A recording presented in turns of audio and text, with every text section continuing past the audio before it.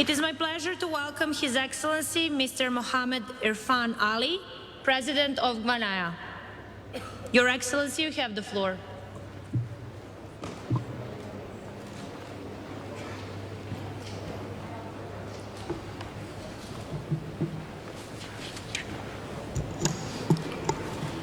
Excellencies, ladies and gentlemen, the fate of civilization resides in the decisions we make here in Glasgow.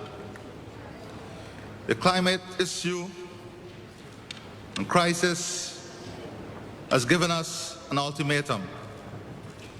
Either we take immediate and drastic action or subject ourselves to an infernal global disaster. Indifference and inaction will be costly. Already, we are far behind in limiting temperature rise to 1.5 degrees Celsius. The coming decade, therefore, must be the decade of decisive action. Climate change affects us all, rich, poor, developed, and developing states. But its effects are more severe on the poorest and most vulnerable, especially small island developing states and low-lying coastal states. For us, it is a question of survival. We can use this summit to change the present trajectory. Immediate action is needed on three fronts.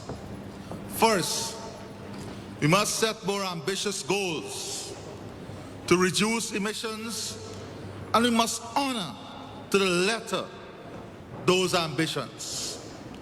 All countries have an obligation to act, but the world's foremost polluters have a greater duty to institute steeper emissions cuts.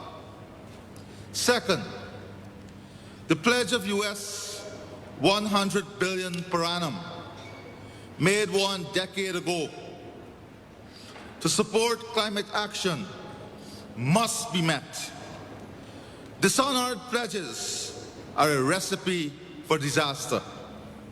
Third, forests constitute a powerful arsenal in the fight against climate change.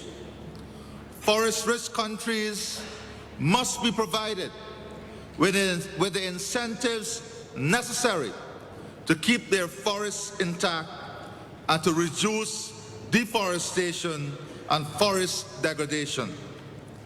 Mindful that deforestation contributes 16% to annual global emissions, and in recognition of the ecosystem and climate services provided by forests, it is imperative that we finalize the rules for carbon markets and REDD+, so as to properly value tropical forests and the climate services which they provide. My country, Guyana, is already playing its part in addressing climate change and will continue to do so. We'll maintain our forests, almost the size of England and Scotland combined, storing 20 gigatons of carbon as a global asset. We'll work with local communities in conserving, protecting, and sustainably managing our forests, biodiversity, and freshwater supplies. We'll decouple economic growth and emissions through a progressively cleaner energy mix with the aim of reducing our carbon emissions by 70% by 2030.